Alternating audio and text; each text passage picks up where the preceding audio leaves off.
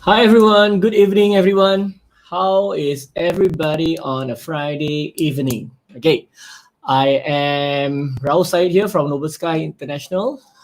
Kind of miss you guys, kind of been 5 days, 4 days since I came on Facebook to meet up and speak and talk to most of you here. I hope I'm still being able to give enough value and entertainment or information to all of you to give you reason enough to come back and hear us and talk to us. And I hope that this program is able to give you information, especially when it comes to allowing you to make decisions on whether you should consider investment in the US or even financial decisions for yourself, for your family. If there's anything in particular that you think we can cover, some topics that we should be able to cover, you want us to cover, I would love to do some research on it and then cover about that topic in another live event. I mean, live video on Facebook. Okay, so here, without further ado, before I continue, let's just wait for a couple more people to just come online. Okay, so the team, my entire team, we were doing training for the entire company, for all my Singapore team. We've been doing training for the entire month, and we've been busy and at the same time double tasking with other work. And it's honestly sitting down too long without exercising can really break your back or or crack your neck. So I had a bit of both, whereby my neck was so bad and I had to crack it every half a minute because it was just I couldn't handle it. So I needed to crack it a lot. So you need to do some exercise, okay? If you're sitting too long, please ensure your Zoom fatigue. Please ensure you do a lot more exercise on the spot, or do some stretching or side to side, because it can I think it can harm you sitting too long in front of the computer. All right, so I am hoping to do more stretching so that at least my neck is going to remain in place and I don't lose my neck along the way. Okay, so hang on one second. All right, let's talk about the topic for this evening. The topic for this evening is we're going to talk about a bit about how we determine the best price for a property. And this is something that can probably apply to you in Singapore, in your local market, or I'm not so sure whether you can apply because I'm not very I don't do local market. I'm not very familiar here. We do a lot of American properties, and I understand very well how the US property market works.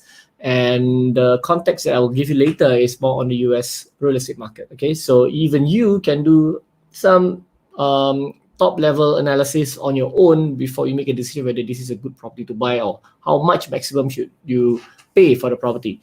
The idea that we always have, the main idea that we need, and I need to instill in every one of you, is that we never want to pay full price for the property. We don't. Okay, especially when you're flipping.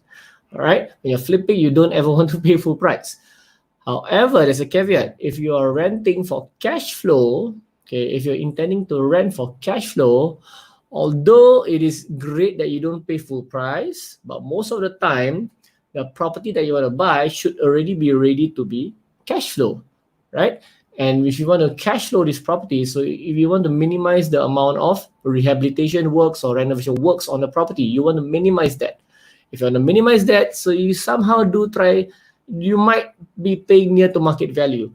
But because you don't, it doesn't really matter because you are wanting to hold it for the long term. So cash flow is the intent, cash flow is the objective. So all you want is income back to your pocket every month as passive income, right? That's your intent. That's your main objective. So when it comes to flipping, you do have to buy it at distressed value.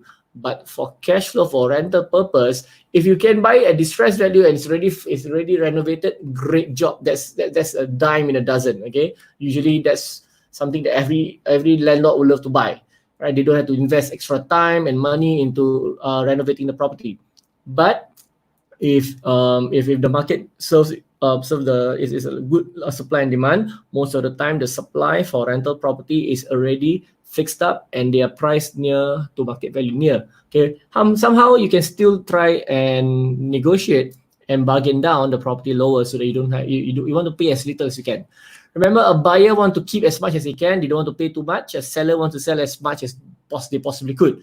And this is always a struggle. So if you are a buyer, always try to haggle a little, try to make sure you get some discount. But if you're a seller, try to maximize. Okay, you're always on both ends if you're in the real estate industry long enough.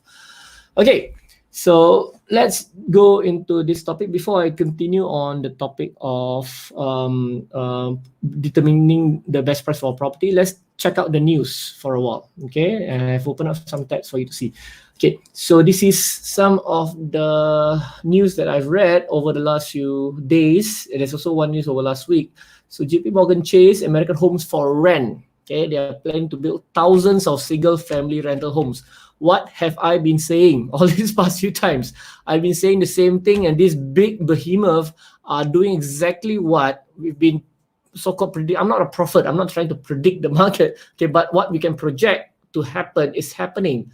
People are moving away from high-density living, and big companies, including this JP Morgan Chase bank, right? They're using the bank to finance the entire construction. They want to build as many single-family homes as possible. Okay, thousands of single-family homes. Now, listen, thousands of single-family homes is not going to add too much dent to the market. Okay, it doesn't. Okay, it's still like there's a big supply. There's a very limited supply of single-family homes in the US. In fact, there's more demand than supply, and that's a problem. Why did property market in the US went up instead of drop, instead of crash during COVID-19, during coronavirus? One, property price always lag the economy. They always lag by at least a year or 2 years. So you don't anticipate that, no, because the stock market crash, property price crash at the same time. It doesn't work that way. Okay, so there is always a lag. That's one. Second, people will lock in their homes. Sellers want to sell off the property. They realize COVID-19 is happening, coronavirus is everywhere. They pull off the property from the market. All right. Okay, they don't want to sell the property because they don't want people to come to the house and bring viruses and all that. If you can read this in the news, okay, and there's about 45% of sellers pull off their listing from the market, so there's not enough supply.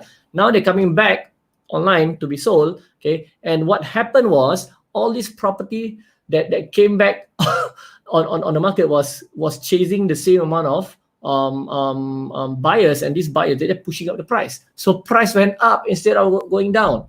Right? That was a bit of a shocker to some people. They were realizing, like, oh my God, did I just miss out? Especially sellers who pull off the property from the listing, right? From being sold.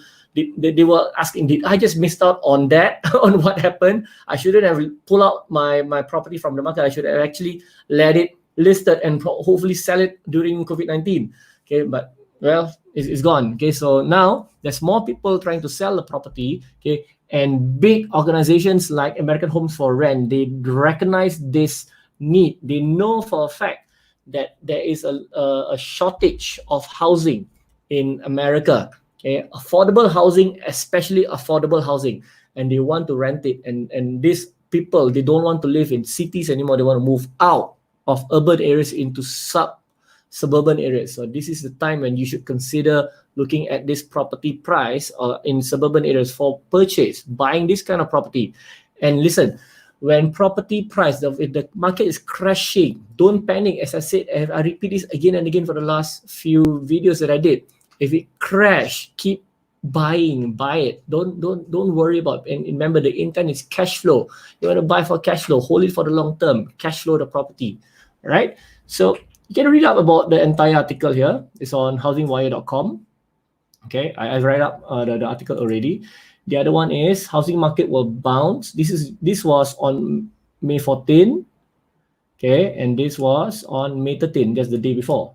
But rebound will be short-lived. So they do anticipate in the summer period of July, August, I think June, July, August. I think that's summer. Yeah, June, July, August. They anticipate the summer period to or the spring period now to the property price to bounce back up.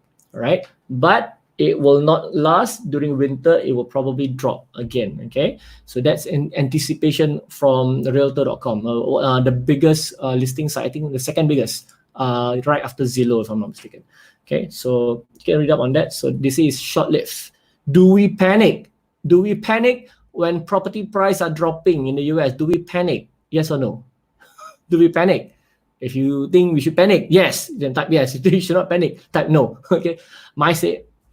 Don't panic. Let it drop. More it drops, the more you should buy. Keep buying, guys. Okay, keep buying when it's dropping. Don't.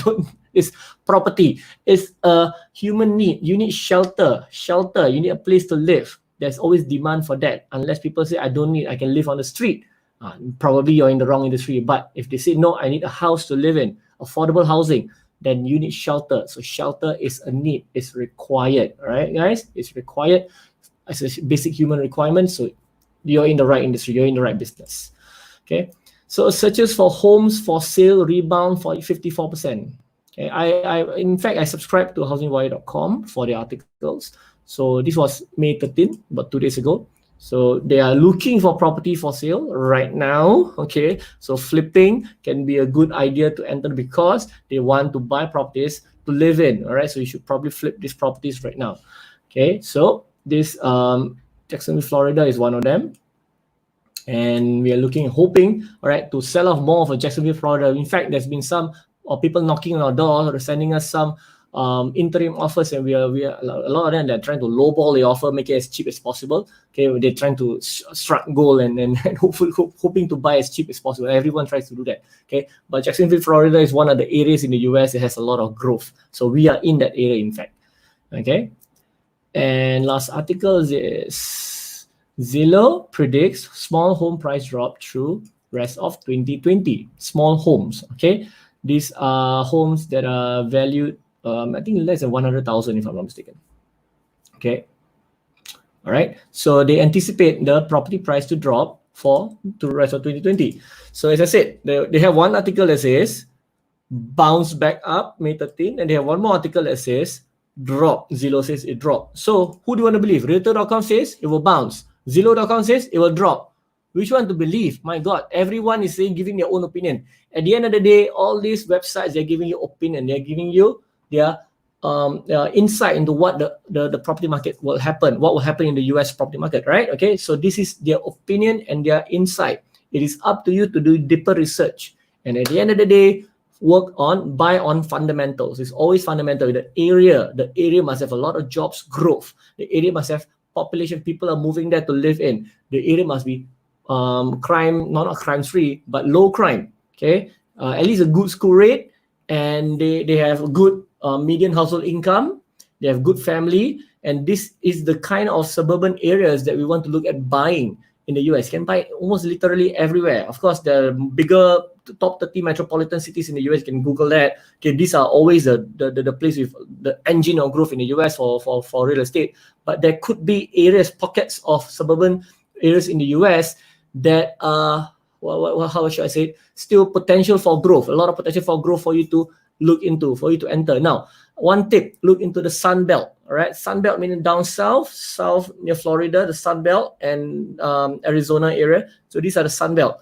California is a very expensive state, so you might want to stay away from California if you're doing it for the first time. Okay, now unless you're going to like big cities like San Francisco, whereby you have holding power, then by all means. Okay, but Sun Belt and down south, where there's more sun, there's lesser snow, these are the areas that you want to consider. Okay, whereby because there's a lot of population migration moving down south. That's happening right now. Okay, they're moving down south, so they want to live in area with a lot more sun. All right. Okay, so I want to talk a bit about a city that we are looking at acquiring a couple of property. One of it is for our client, okay, who is looking at buying property in Chapel Hill. I'm not so sure if she's online. She might not be. Okay, so we have been doing a bit of research for properties in the area, and Chapel Hill, you probably have not heard of Chapel Hill before. Okay, so Chapel Hill, okay, it's in North Carolina, and the University of North Carolina is right in Chapel Hill, down south of Chapel Hill. And looking at, so three major research universities: UNC Chapel Hill, Duke University, North Carolina State University. Okay, so there are very big universities in Chapel Hill. So this, that's one, University of North Carolina. So there's a lot of foreign students who studies there. Okay, so there's a lot of unis there. And if you look at the property price around the area, they are in the millions. They're valued in the millions. They're crazy. Okay, if you have a lot of money, by all means. Okay, when properties are surrounded by universities, they are quite safe. Okay. However, okay, here's a big caveat. However, please take note, when COVID-19 is gonna end up, what is gonna happen after COVID-19 is, well, who's gonna move to Chapel Hill? Wow. Okay. After COVID-19, there's this thing called the new normal. Okay. The new normal means one of it that's going to be affected is higher institute, higher learnings, universities.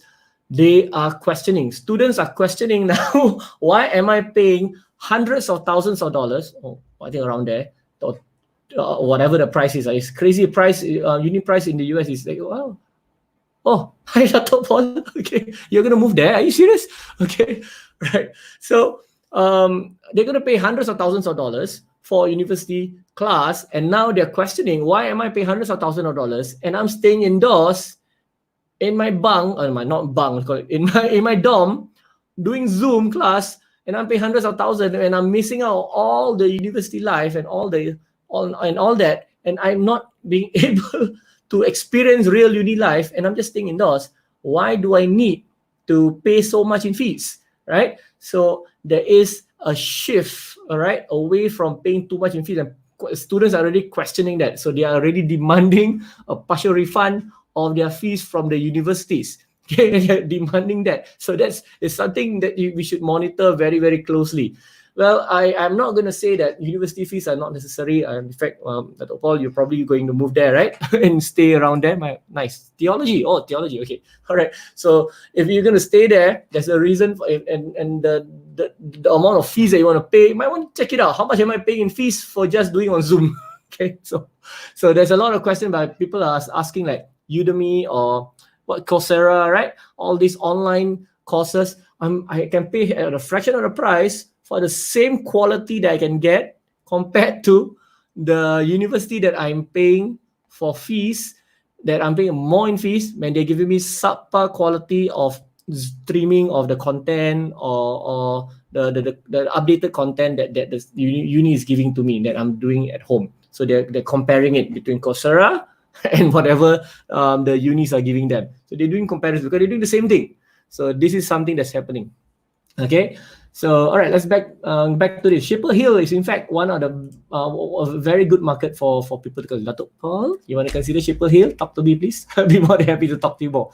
Okay, so this is Chapel Hill. In fact, the property price is going up. It might have a small dip, a small dip because of COVID-19, but expected to go up further because it's a very healthy area.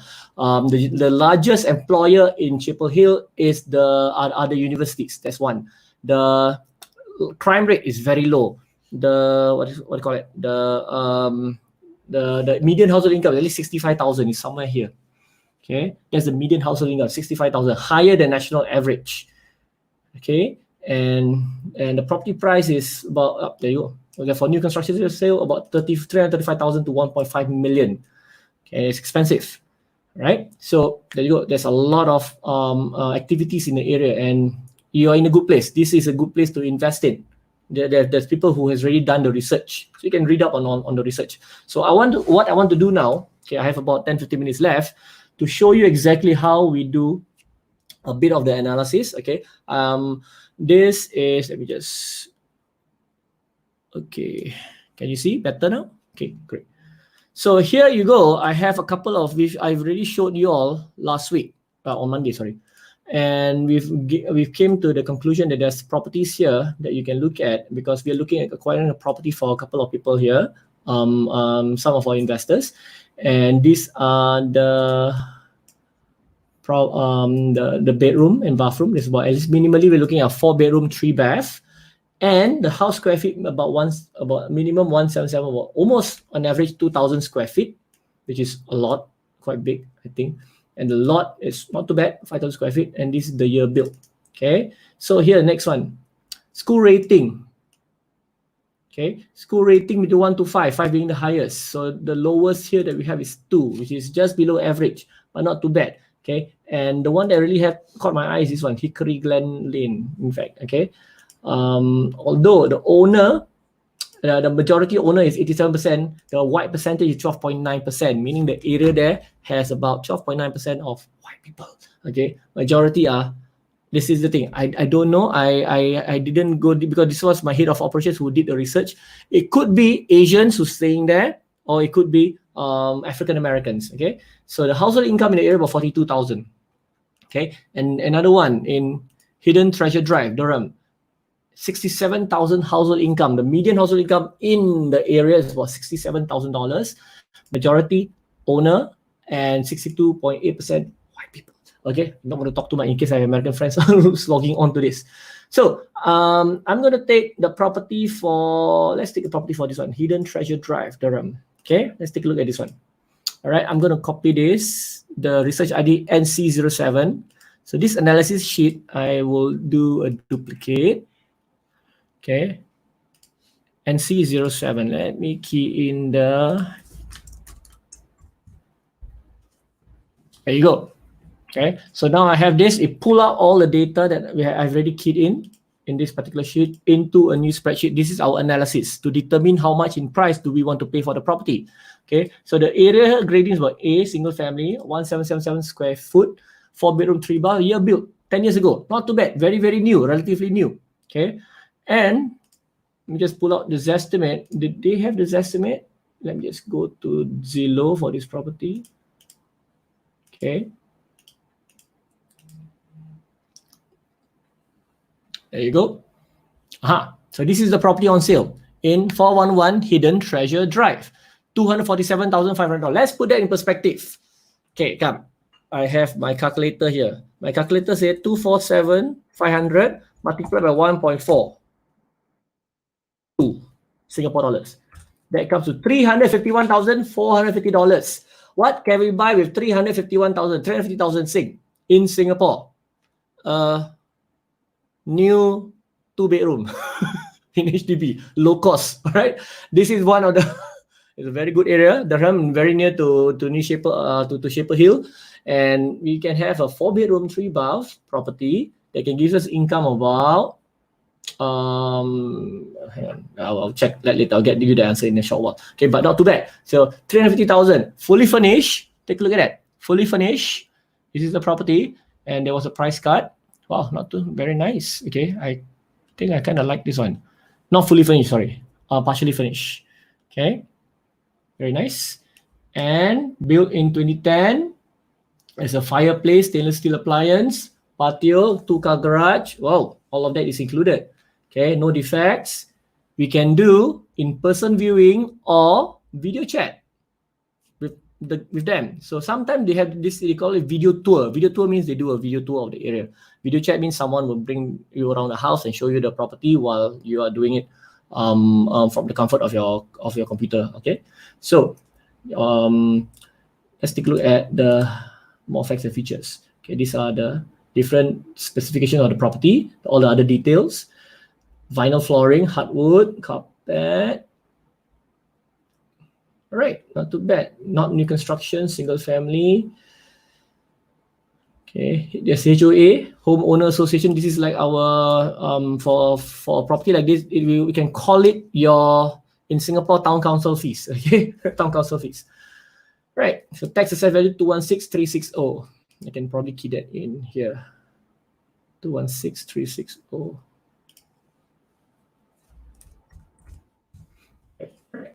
Let's go and take a look. So Zestimate for this property is about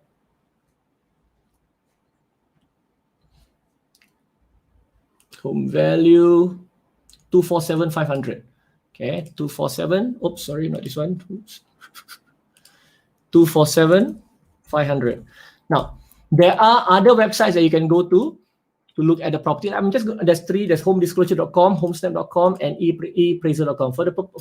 In the interest of time, I'm not going to go to all. I'm just going to go to one, homedisclosure.com.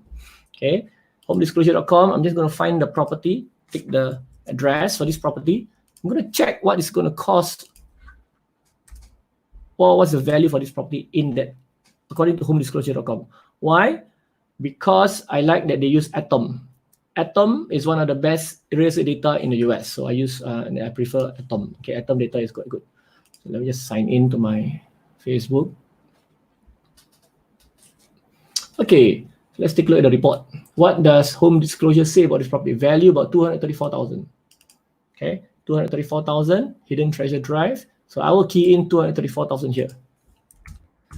What does it tell me now? It gives me a range of prices. Okay, it gives me an idea of how much the property price, the value is according to the professional sites. If you go to more sites and key in the data, then you'll see an average. It will hover around a certain amount. So in this case, home disclosure about 234,000, and you can look at the different concerns in the area: alerts, poor local schools. Okay, concerns. There's 3 concerns: 1 offender nearby. There's tornado risk. Unless you're Singaporean brave enough to live near tornado, go ahead. Okay. And if you go last time, what they have, well, okay, there's no sex offender. They even put down, they even show you the picture of the sex offender in the area. Well, crazy. Okay. Right. Well, other than that, it's not too bad. I am also able to find out, okay, the school rating is a bit low, but doesn't matter because for us, I know the person wants to buy, the daughter is in the university, so it's fine. Okay. So the school rate in the area, okay, is irrelevant in this case, in all cases. And Open Door Property Trust is owned by a trust apparently right now. Okay, he purchased for 218,000 all cash some time ago. And there's a loan on the property. Okay, there's a loan on the property by Caliber Home Loans. Well, so at least I know there's loan on, someone has a loan on the property. Okay. All right, so that's about it. I will go to the next part. Okay, so just imagine I've keyed in the data for these two as well. Then you can key in the date and done by yourself. Okay, and now I'm going to find on Zillow some of the property price that was sold in the area for a similar property like ours. And this is in Durham. Okay, this is the property, right? I exit this property. I will know that's my property there. Okay, now next I will look at, go to the top here. I will remove boundary first. Okay, under sold, make sure it's confirm. Let's confirm it's sold. Up to, I will remove the pricing. Okay, make sure there's any price. This is a how many bedroom? This is a how many property? 4 bedroom, 3 bath, 1777 square foot. I want a similar property like this, like mine. Okay, similar to mine. So 4 bedroom, 3 bath. I say use exact match. 4 bedroom, 3 bath, houses. Uncheck the rest because you're comparing single family homes. Done. Next. Okay. The square feet. I don't want it to be too high, so I'll put a maximum of 2,000. Okay. Then between 1,000, because there's a lot of transactions, so I'm going to try to narrow it down and shortlist as fast as near as possible. 1750. Okay, I'm going to narrow down as much as I can. Okay. And the lot size, if there's a lot, similar lot, how big is my lot? Treasure drive. Lot, it's about 6316. Okay. All right. Lot not more than 7,500 square feet. Okay. Year built, I'll leave it as that. It doesn't really bear too much. Doesn't have too much weight on the property. Okay. And I can change here between 90 days, last 3 months or more. But let's take a look at 90 days first. Click done. Do I have any other properties there that was sold? So in fact, that's none. Okay. So I'm being a bit too stringent. So I got to release it some more. I go up to 6 months. Okay. And then maybe I increase this a bit more by 2250. Done. Okay. There's one more here. All right. So 1, 2, 3. Oh, there's one right next to it. Okay, 1, 2, 3. So this is 3. So I'm going to take these two. I'm going to key into the my analysis. Okay, so that two, these two. Let's take this one first. 229. So 3004 Ganley Drive. Now, disclaimer: when we do our research, we do a lot more stringent research than what you're seeing here now. Okay, so I do a lot more stringent research. So this is 4 bedroom, 3 bath, 1855 square foot. Quite similar. 4/3, 1855 square foot. Sold value, sold for 229,000 on January 23rd, 2020.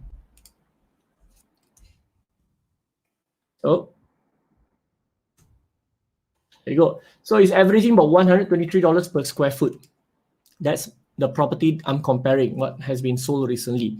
Okay, so $123 per square foot. Ours is about how much? Ours is on sale for, they're trying to sell our property for, this property, they're selling it for about 250,000. Okay, so he wants to sell 250K divided by 1777, about 140 per square foot.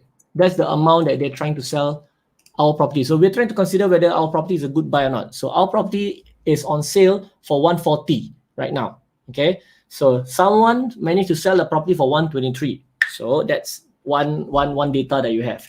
Another one, let's take a look at the 271. This one probably a bit higher. Okay, copy this. The street name, just the street name, because you don't have to go into all the state and all, because you're in the area. You just want to compare the area. 432170. 4-32170 square foot. Trying to sell, sold for 271,000. This was sold last year.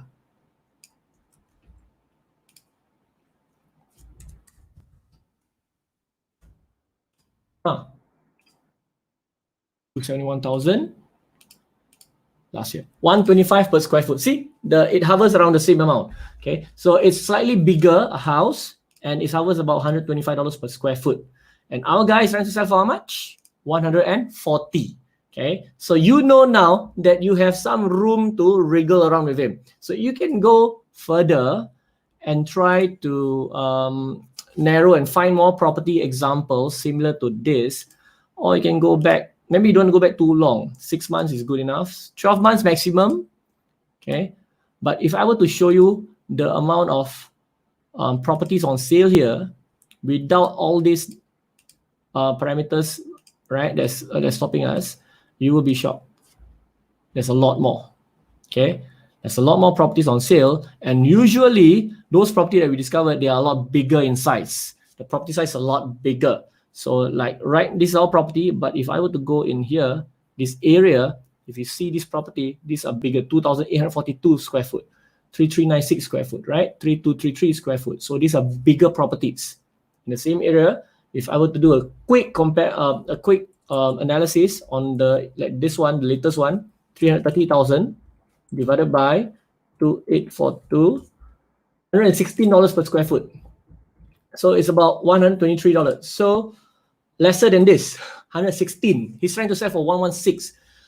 The property right next to ours, similar in size with ours, is 123 per square foot. Our guy, the one that we're analyzing now, okay, this seller for this property of ours, is trying to sell for 140. So what does it tell you? What does it tell you already? What does it tell you?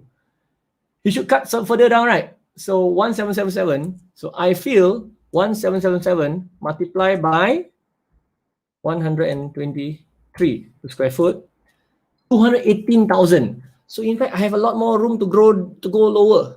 You follow? I can go even lower than this, 218,000, because everyone else has sold for around 123, 125. Why should I pay 140 unless his house is made of gold? No, not necessarily made of gold, but you know what I mean. Okay, unless he's throwing something fantastic in a home, some, I don't know what, all right, gold chandeliers. No, there's no gold chandeliers. Okay, some fantastic, but these furnishings are quite irregular. They're not exactly fantastic. So I believe I would try to go even lower than 247. I would try and go to 120 per square foot multiplied by 1777, about 213,000. I'll give him an offer for 213,000 because that's what everyone else is selling there in the area. Okay, so this is just one example. Okay, so a good example of 220 in this case, about 220. Okay, you can go down, you can offer at 220,000. So let's take a look now, not just at what was sold. Okay, just assume that all the properties that we key in here, the average was 123. Okay, because in the interest of time, I can't go too long. So I will now want to take a look at what is currently on sale. Who else is selling property there similar to this property type that I'm looking at? Okay, so I will go to 4-bedroom, 3-bath property and change sold to for sale, by agent, by owner. Just check that. And on Zillow for about 90 days, not too long. Square foot, not more than 2,000. Okay, about 1,750 to 2,000, 1,005. Okay, maybe I increase a bit higher just to give me a bit more options. Okay, all right, so done. So now I have our properties around there, right? So this is the property that we're looking at buying. So there's two other properties, but they are way off the area. They're not exactly right in the vicinity. It's quite about probably 15 minutes drive or something. 300,000. There could be a good reason why it's sold at the price. It's a lot bigger in size, okay, and it's nearer to the university. So in our area, there's no other property on sale similar to ours at a lower cost. None. Okay, so this guy is hoping to make a profit. Well, we're not going to shortchange him on making the profit. It's up to him. It's his right. So we can key in the data here. I will key in data if it's nearby. Okay, so I want to just see exactly, not exact match. Let's see. I just want to find something nearby here. Okay, I will lower down and increase the. All right. Okay, finally I found something. Not that near, but there's one here. 335,000. Okay, this property, let's take a look. This property is a lot more cantik, a lot more. Oh, got virtual tour. It's a lot more classy. You can see, right? The property is a lot classier. The outlook is better. I don't know why I got a different outlook. Maybe it's at the back or something. Okay, it looks nicer. And 335,000 per square foot. Let me see what is that per square feet divided by 2484. $134. $134 per square foot. Okay, he's trying to sell at $134. Let me just key this in. Okay.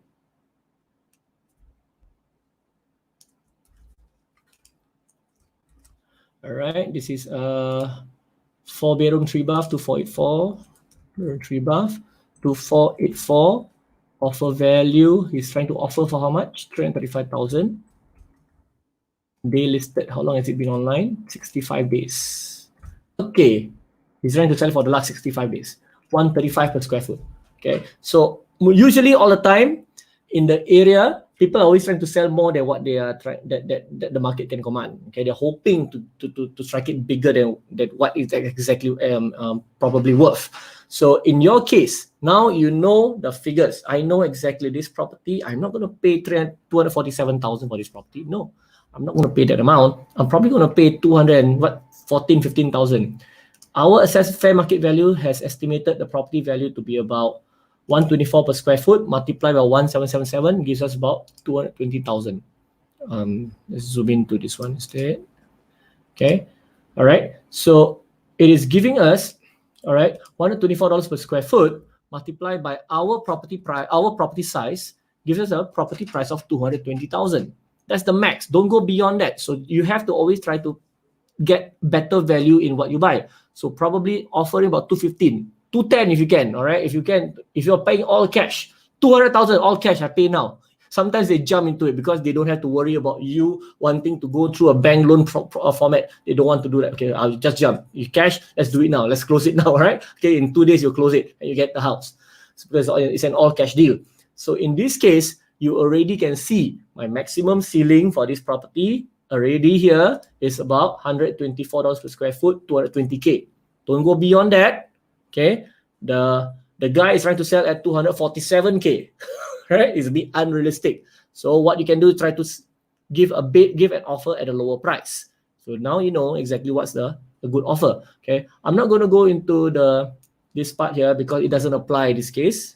At this point, it does not apply now. So I will go through it only for our clients who has signed on with us. Explain how all this data work. Okay, all this requires a set of methodology before you can just jump in and understand this. Okay, so this is more for flipping. Okay, and if you do, there's also another one, a rental, a rental analysis. Okay, but I'm not going to go into all that because this is not an analysis class now. This is not an analysis. Okay, any other question? Sorry, what? Freehold. Freehold. Yeah, who's asking the question? Yeah, definitely. US is freehold. In case we are wondering, is it leasehold 99 years only, or can I only own it for 3-4 years? The Americans, if they hear the government tell them you can only own this property for 99 years, they will go on strike. They will go on strike. They cannot have anyone tell them, I bought this house, I can only own it for 99 years. It doesn't work very well with them. In fact, to them, if I buy this house, it's mine forever until I decide to sell it. It's my right. Weird lah. Okay, so that's how they think. So yes, it's freehold. They don't understand the concept. To them, I buy this house, it's forever mine, man. It's not it's not 99 years or whatever. So that's this is a bit of an idea to give you on how we determine the property price. So this property price, if I want to speak to my investor, I will tell the person 210,000. Let's make an offer. Okay, I make an offer 210,000. Make it lower than that. 200,000 if possible. You're paying all cash. Then this is where we go in, and because this is a fully rehab property, there's no rehab required. You see, so the approach is different. Okay, so when the approach is different, definitely you need to maximize, okay, and use whatever possible to get the best bang for your buck. That's my point. Right. So that's done. So this is the 3 things that we do. Sky flip, where we buy, fix, wait during fixing to finish, and then sell off. That's sky flip. Sky rent, buy, fix it up, minor fix, rent, then manage. Sky lux, buy, fix, rent, holiday. Okay, when you go there, you use the house for a holiday. You don't have to pay for hotels. Hopefully, you're not going somewhere else. Okay, you want to go somewhere else, you buy more property. But holiday. Okay, so as I said, Sky Lux, we have identified 7 cities in the US that we want to work in for Sky Lux, for our investor to buy properties there for the purpose of holding it for their vacation stay. It's a vacation home. Okay. All right. So I hope I've given you all enough info on how we do an estimation on what is the property price that you should anticipate, the maximum that you should pay for this property. Don't go beyond that, unless the house got some gold mine or something different. Okay. Now, the other thing that I want to say here before I end the webinar, this live video, is that this Sunday we have a webinar. Okay, can you just drop the link below for the webinar? Okay. So webinar.noblesky.co. By during the webinar, we will be explaining to you on how exactly you can become part of our family and how you can join us in this endeavor to acquire properties in the US in a safe, legal, profitable manner. So this webinar, I will give you all the info on what are the services that we offer. Okay, so when we offer service, there's no trying to upsell you to a coaching program or client and give you a set of A, B, C, D for you to go and do by your own. No, this is us doing all the work. Okay, so you are just passive. You can be active if you want, but your involvement mainly passive. Okay, that's the thing that we want to explain here. Okay, so we will do a webinar on Sunday at what time? I forgot. 11 a.m. Okay, 11 a.m. Right. At 11 a.m. on Sunday, 17 May, Singapore time. If you're in a different time zone, please take note. So I hope to see you there. Please register for the webinar. We'll be more than happy. I'll throw in, there's a special that we want to give you during the webinar as well. And it's only for those appearing during the webinar. You can take advantage of that. Okay. If there's any other question from anyone, yes, it's freehold. Roy. Oh, hello, Roy. And hi, Bolong. All right. No other question? I think my personal Facebook might have something. I'm not sure. Okay. All right. So other than that, I think I went a bit over by 15 minutes. I hope you have learned a bit from this class, from this live class, and at least that live video. So other than that, if there's nothing else, I would like to wish you all well and have a good night, a great weekend ahead. Enjoy the last few weeks of circuit breaker in Singapore, or movement control order, whatever, MCO in Malaysia. And those of you who are fasting, happy fasting. Have a great time spiritually. Find yourself and stay safe, stay healthy. This is Rauf Said here from Noble Sky International. I hope to see you in my next video and the webinar this Sunday. Thank you and bye-bye.